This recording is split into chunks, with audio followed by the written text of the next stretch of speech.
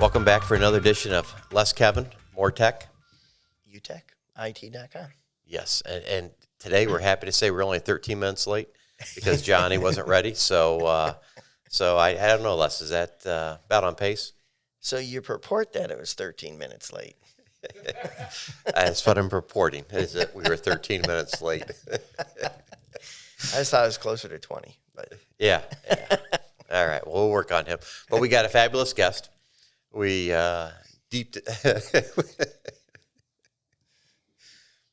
we reached into our bucket of tricks and we fleeced a guy to come down from Livingston County and Habitat for Humanity, Rob Johnson, right? Yep. Good morning. Welcome. Thanks for coming down. Thanks for having me. I appreciate it. So, Rob's organization's very important, to the Livingston County community. So we're very happy to have you. I appreciate you guys having us. I think everybody up there knows him. They see the wonderful work you do, don't they? Yeah, I mean, it's been crazy. We've grown so much over the last 6 years, from our repair program to our home ownership program. It's just been amazing to see the community wrap themselves around us and support us as they have been doing. Yeah, so we're out there in Grand River, right? Yep, we're on Grand River, just between Howell and Brighton. You got about 10 minutes either way. Just past the 242 church. So it's a great little restore where you can come in and shop. Mm-hmm. That's also where our administrative offices are, so you can stop in there to get any information on any of our programs as well. Well, Grace and Porter would want you to say that they're just across the street from Hub now, right? It's no longer Grace and Porter, but it's Hub. They'd want you to say. My apologies, Hub. Big white sign right across there. The street from Hub. Yeah, look for those guys. They'll take care of you. But so when you're done getting benefits from Grace and Porter / Hub, we can walk across the street and we can donate to Livingston County Habitat for Humanity. We can sign up to volunteer, right? Yeah, absolutely. Or we could do some shopping at Restore. Yep. We have a lot of different aspects to fit anyone that whatever your needs are or wants are, whether it's volunteering, shopping, or even in the need of one of our programs. So, great organization. One of the gyms in Livingston County. Takes a certain person to want to get involved in this, and there's a calling for it. How did you get drawn into Habitat for Humanity? Well, I experienced Habitat for Humanity back when I was in high school. Our youth group volunteered on a site at a home build, and when we went to that build, it ended up being one of the kids from our high school's family that we were there to build the house for. So that really stuck with me because I saw the transformation of this kid go from kind of a standalone, he was a kid that sat by himself at lunch, didn't really do much activities. Then he got their Habitat home, and then by the time he was a senior, he was a straight-A student. He was a star athlete. Just to see him actually blossom because of the home, because him and his family were living in a one-bedroom hotel, so he didn't want to invite people over, friends over, so he didn't have any friends. So when he had his own space, he had a place to do his homework. He got the confidence to invite kids over to make friends, and it just really made him blossom. So when I got out of college in business management, I went into a couple different areas. And then when I was in the golf course industry, kind of got burnt out from my summers. My wife's a teacher, so decided I wanted to make a change. And it just happened to be that Habitat kind of came calling. And that was something I looked at my wife and said, you know what, this is something I've got to do. Yeah, those two don't go hand in hand, do they? A teacher that gets her summers off and she's ready to go, and then you got a golf guy that says, hey, I'll see you in December, right, honey? Exactly. So it just didn't work out that way, and I love the golf industry, but it was time to do something different. And like I say, when Habitat came calling, I said, you know what, I've got to do this. This is something that I've seen the impact of. Do you remember on that project, like what you did? Yes, we were doing landscaping at the time. Obviously, we were underage, so you can't use power tools. Mm-hmm. I know that now, obviously, because I have to enforce that. But we were doing landscaping, and the house was basically done. We were just doing landscaping, and the family was out there working beside us, and that's when we realized who the house was actually for. Mm-hmm. And that just really made an impact to see them how he grew throughout the years. Wow, that's impressive. It's a great story. Yeah, I think sometimes you think about how it impacts, mom and dad, husband and wife, the shelter and having a place. But I think sometimes we overlook the impact it could make on a kid. The confidence, as you alluded to try different things and reach out to just the security of knowing you got a consistent place to go to and all that. I mean, for me, that's the important part of our program. Yes, it helps the adults, gives them a stable place to live and stuff, but really it's about the kids, how to see them grow, how to give them a place to be able to do their homework and not have to worry about whatever, a place to where they don't have to worry about the neighbors in the apartment complex. Some of them don't live in very great areas, but really it's about trying to break that generational poverty.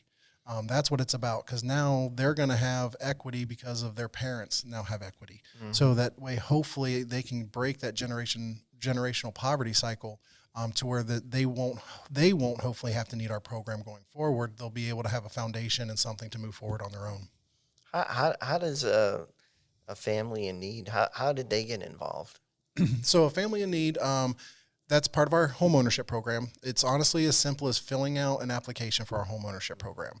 We're currently just bought a new lot. We're getting ready to build a new house in Fowlerville.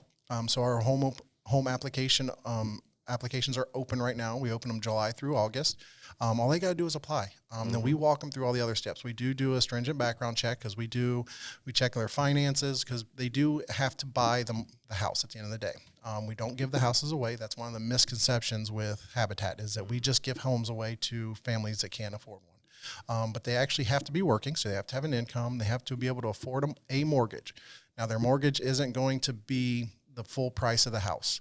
We do what's called a community second, where we give them gifted equity that they earn part of that equity every year that they stay in that home. So we do 30-year mortgages. So every year they stay in that home, they earn 1/30 of that gifted equity back. So if they would sell early, then they would owe us back a portion of that equity. But the mortgage is what they can afford. So for just rough numbers, if the house appraised for, let's just say $200,000 and they could afford a $100,000 mortgage, that's what we would set them up with a mortgage for that $100,000. And then that second mortgage would be for the other $100,000 that they would earn 1/30 of that back every year they stayed in the mortgage. That's interesting. Who backs that? We do. Habitat does. Yeah. Really? Okay. So you're almost bank as well. Yeah, it's a way for us to not only get the lower income families into a home that they can afford, but the silent second, you can't say silent second anymore. It's community second. It protects our equity, and it protects the donors' equity, because the house was built by the donors of our organization. So it protects their investment into our program and stuff. That way, the goal is that they stay in it for the full 30 years. So then they just earn that equity. But that way, if they do sell after 10 years, then they would owe us part of that back to go back into our program to build another house with it. That's cool. How many applications do you get? Depends on the year, honestly. Some years we have 2 or 3. Some years we have 10 to 15. Wow. Generally, once we get the applications in, I'd say unfortunately about half are automatically excluded because they're not mortgage ready. But we don't just say no. What we do is the ones that aren't mortgage ready, we then put them through financial courses to get them mortgage ready to either go through our program or to find another home on their own. And then they have to have a need. It can't be someone who already owns a home. They have to be paying a certain amount more. Over 30% more of their gross income can't go to housing, or they're living with a family member. They have to have a need. It can't just be like, oh, I want a house. Gotcha. It has to be a true need for it. It sounds like a process you guys have worked through. Yeah, it is. It's the process that Habitat was founded on. So Habitat's been around since 1976. So that's what we were founded on, and that's our mainstay program. We'll always be doing that. But one of the things that we're focusing on in Livingston County is our critical home repair.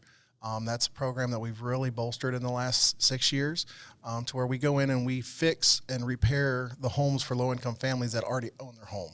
Because the goal is to keep them in that home instead of them then going into the rental market or needing another home. So we go in and we fix that, whatever they need, whether it's a leaky roof, to a windows, a sunken floor, anything like that we can go in and make their home more safe for them to live. How are you promoting that in the community? Well, we have a great organization and a collaboration with a lot of the other nonprofits. So we've actually trained some of the other organizations that go in and do the home visits for their program to also keep an eye out for things that we can go in there and help with. So the red flags for them, whether it's, they walk in and they can't walk around the floor because it's sunken down, or they notice a leaky roof, then they refer us to them. But a lot of it's been word of mouth. 6 years ago, we did about 3 projects in our critical home repairs. This past fiscal year, we did almost 100. Wow.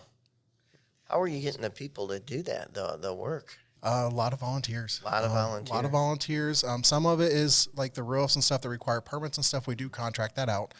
So you do want to make sure it's done properly and it's done safely.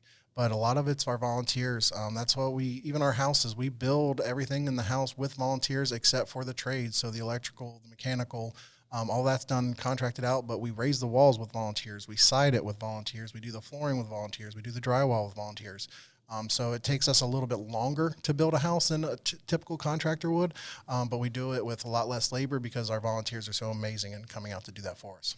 I know Jim Conley at our church had led a group for many years doing that. It was a fun work project to see everybody go out there and do that. Mm-hmm.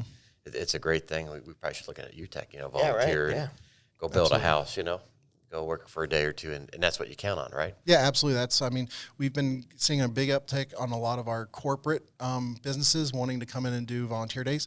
It's a great team building experience for them and their employees just to be out of the office, out of the wherever, and work together and actually see something that you're getting done for the community. To see that is great it gives them that warm, fuzzy feeling when they're back, and they also feel that the company that they work for really cares about the community that they're in. So it makes them feel better about the community, the company that they're working for. I see what's disappointing is normally we take a shot at Les right now on this about his trade skills, ability and stuff, but he's highly competent on that, so we'll have to go back to the golf and poke at him. But I thought you were saying we right here's a guy you got to recruit, man. He's drywall king and like that. does everything. Yeah, I know who to call next time we're in need for that, for sure. Me. Call UTEC, the main number, and ask for Kev. They want it to still be standing after I'm done. Right. A funny fact is when Hurricane Katrina went through New Orleans, there was a big swath of houses that were just demolished, and the only ones that were left standing with Habitat homes because there's 18,000 more nails than needed to actually build a house. That's pretty good. That's true. Real good. The amateurs, we don't know what shims are either. So hey, the more the nails, the stronger it'll be, right? Right, that's good. So that's cool. I didn't know about that repair program and what an uptick, 3 to 100. Yeah, it's been great. We've seen a lot of support from different grants and stuff come through. Obviously, COVID slowed us down a little bit, but we're rocking and rolling again, and our phones are ringing off the hook for volunteer groups, which is great because we have a ton of work. Mm-hmm. We get about 15 to 20 applications for the repair program a month. Mm-hmm. So we do have a little queue that we try to work through as fast as we can. We're only a 9-man crew, and that's including 4 of them that are in our restore.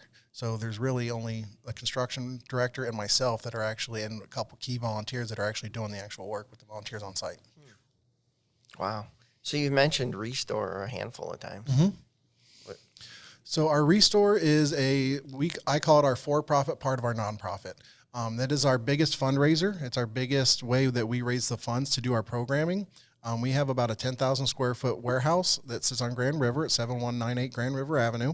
It's where people donate items, and we then clean them, fix them if needed, and then resell them to the general public. So anybody can come in, they can find a couch, a table, a chair, whether it's they need it because they can't afford a big box store version of it, or they've got a cabin, or they're just looking, for a basement couch or something that they can come in, and they can get a really nice couch from anywhere from $50 to $200, depending on what it was.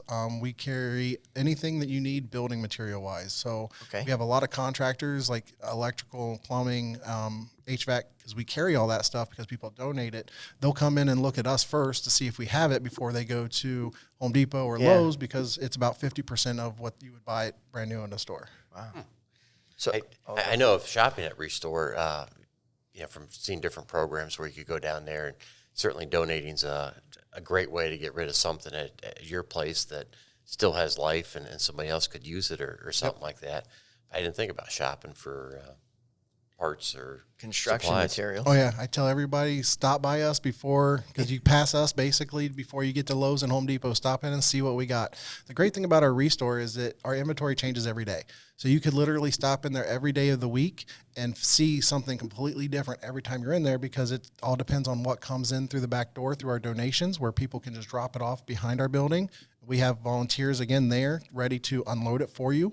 Or if you've got something you would like to donate and you can't physically get it there, we call us up. We do a free pickup with our truck. We'll send it out there. It goes out 5 days a week to do pickups for people, and we'll pick it up and take it back to our store. So is it possible, let's say we'll just use what you just brought up, an HVAC contractor does a project, has leftover materials, so instead of them warehousing it, they may come back and donate it. Absolutely. That's one of our big pushes the last few years, is trying to get in with the contractors that shop with us. Be like, hey, when you're done with a project, if you don't want to lug it all back costs, we'll send our truck out to your construction site so you don't even have to touch it again. We'll load it up and we'll bring it back to our store and give your business a donation receipt so you can write it off your taxes. Another thing that we're working with our contractors is if they're going in to do a demo or a remod, call us. We'll come in with a group of volunteers. We'll take everything out that you don't want that's resellable, so you don't even have the labor of having to take out like kitchen cabinets. We'll come in and we'll take those out. We'll load them up in our truck and we'll get them out of there instead of them having to order a dumpster or figure out a way to get it back. Yeah, wow. That's Good kind stuff. of, yeah, it is. I wasn't aware of that. I mean, I see the furniture part, but I wasn't aware of the construction materials. And Oh yeah, pretty much anything that you need for the house, doors, toilets, sinks, all that stuff we have in our store at some point. wow, fantastic. So I mean, I'm just thinking of all the inventory on Yeah. that, you know, and the SKUs and having to track all this stuff. It's that alone would be a full-time job, I bet. Yeah, I mean, that's one of the nice things about it is donated. So the only things that we really keep a real close eye on our inventory is we do buy some things. We call it our purchase goods.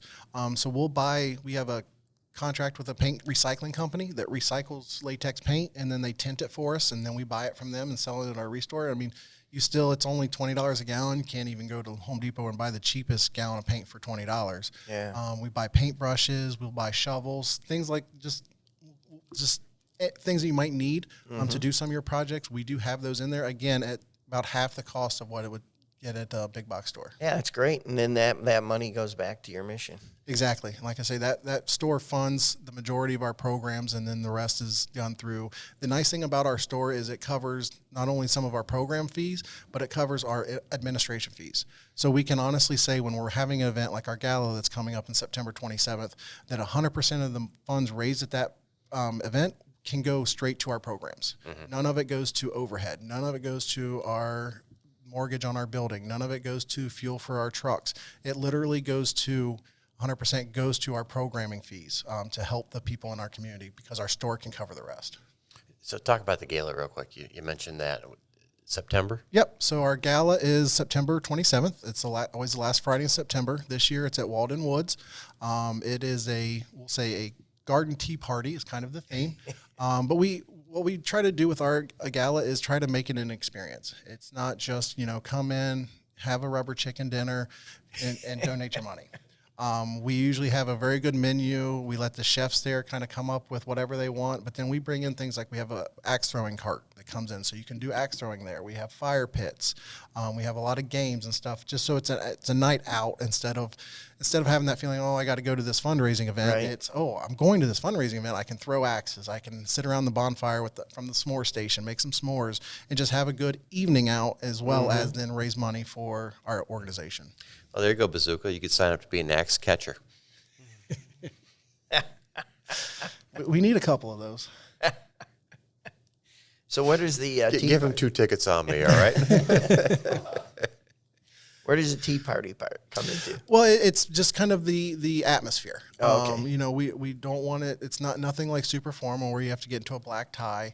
It's a lot of flowers. It's in the fall. It's just kind of just the ambiance. We want it to be a relaxed setting, but it's not so where you have to feel like you got to go in and get all dolled up. The ladies have to wear 6-inch heels. It's nothing like that. It's, come casual, come in a nice, shirt and stuff. It's more of just for the ambiance, kind of the theme, so people Gotcha. know what to wear. I was going to ask Kevin if he was going to wear 6-inch heels before he asked me, because he was thinking it. Yeah, I saw the brain turn in there. You know, they're hard on your feet. Yeah, they are. Blisters. Right. Terrible. Other than the gala, do you have other? So you generate your profit, I guess, or revenue from the store, the gala. What are some of the other things? Yep. So we have a couple other events. We do 3 main events throughout the year. One is our Arise and Shine, which is our winning women's event. That's usually in April. It's about empowering women in the workforce. That's a great fundraiser for us. That's how we try to get the message out. And then we have a golf event. Some years it's a full outing. Some years, like this year, we're doing it at Tap-Ins, which is kind of like a simulated golf range. We're doing kind of like a 9 and dine type thing there. Now, our golf event always benefits our veterans program. So we are a Veterans Build affiliate. So we seek out veterans that we can help, whether it's through repair program or through home ownership. So those are our 3 main events that we do throughout the year. We also have our Women's Build Day. So we have at least one day a year where we have just women on our build site. Because a lot of women have a little bit of a hesitancy to come to a construction site because that's typically a male day. But no, we love, honestly, I hate to say it, but we get more work out of the women usually when we do the men because they're more attention to detail. They're not just, I want a saw, I want a hammer. They're trying to actually do things and do them properly. So it's a great day that we have our women's build out there. We also, from that, we have what we call our H3 program, which is our women's only program where there is a fee to it, but then we do 3 days throughout the year on the build site that's just for that program, and then we do 3 after-hours events for them. Sometimes it's going kayaking just to kind of get that camaraderie with the women together. They'll do a date night where they'll go out and have dinner and maybe have their nails done just to try to, again, empower the women, get them involved, and get them comfortable with our organization. Wow. And do you share that with other nonprofits and as you network through the Livingston County? Yeah, we try. That's one great thing about Livingston County is all the nonprofits collaborate so well together. There's a lot of areas where the nonprofits seem like they're competing for the same amount of dollars, where we're in Livingston County, it's everybody coming together and say, okay, I can help you with this. How can you help me with this? How can you help me with that? It's an amazing group of organizations in Livingston County. Wow. That's cool. Good. I familiar with it. I can't say I've been on a build site, and that's something we got to look at because it sounds like it'd be kind of fun. But, I know Restore, and I think there's so many, what's neat about your organization, so many different ways to help. It can be money, time, or just donating resources to give back to something that I think is very important to people. Yeah, absolutely. I mean, there's, like you said, there's so many different ways you can do it. Our store is staffed with about 30 regular volunteers that come in once a week for a 4-hour shift. So a lot of retirees just looking to get out of the house. They come in, they help in our store. So you can either volunteer there on a build site, or like you said, you can just donate money, or you can just be during your spring cleaning. Every year you can just donate what you decide you want to redo or Right. and we'll even come get it. So it even saves you the hassle from having to try to take it somewhere. Wow, that's fantastic. Rob, so if you're a guy like Bazooka sitting back there and you want to volunteer and you're going to commit to it, he's worried about how many hours he has to commit. Is that something he could drop by on a Tuesday and give 1 or 2 hours, or does he have to stay there for 12? So if you're volunteering in our store, yes, you can stop in, give us a couple hours here or there. If you're going to a build site, we ask that you be able to commit at least 4 hours, because on our build site, the majority of times people don't know what they're doing, so we have to train them for a little bit.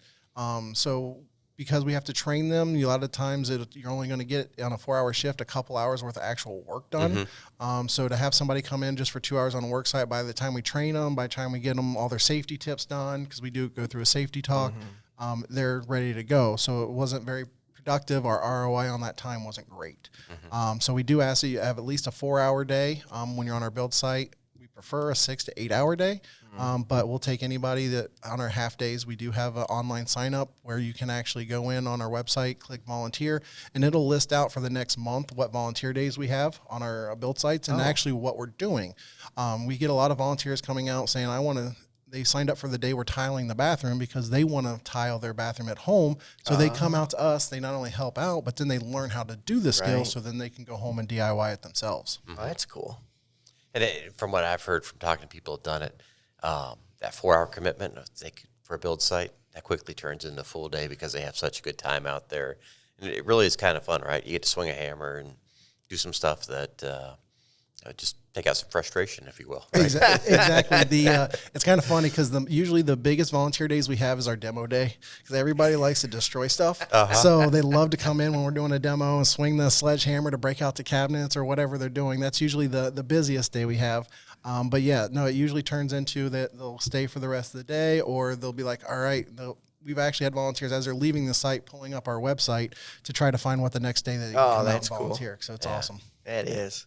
Well, it's a super group, and I think you guys should be commended for all things you do. And I love that, and talking with you on air and off air, that you're important about the money staying with the mission, and giving it back to the people, and the way you guys do that stuff. So I think that's phenomenal. Yeah. So, one of the things that I and my board is very proud of is that 87% or 87 cents on the dollar that we receive, whether it's through our store or through an event, goes back into a program.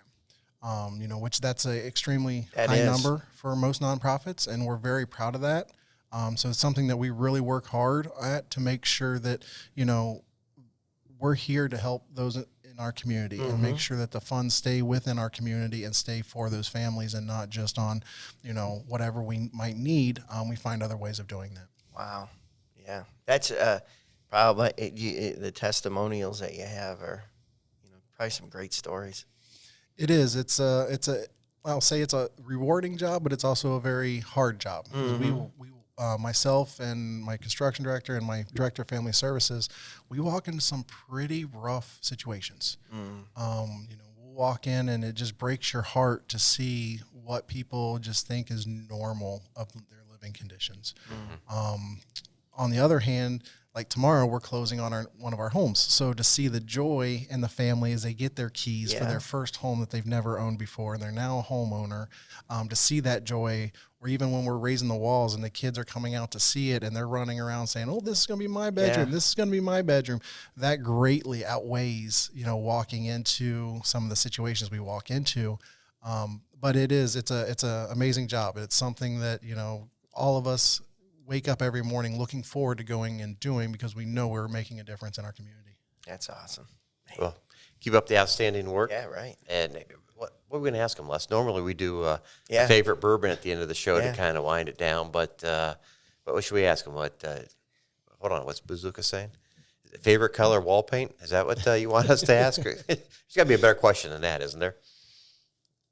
Well, so you've mentioned just a lot of things that add to the mission for you personally. So personally, of everything you spoke about, what's the single greatest impact for you? I think for me, it's just seeing what the impact can do for the children. That's really big for me. It's just seeing what we can do to make sure that the children of our community, because I'm getting up there in age, that's who's going to be a future. Right. So that's for me, it is about impacting what our future can be, and making sure that they have what they need. So that way, hopefully they can make successful choices in their life. That's fantastic. That's right. Appreciate you being on. I appreciate you guys having me. Thank you. Thank you. Thank you.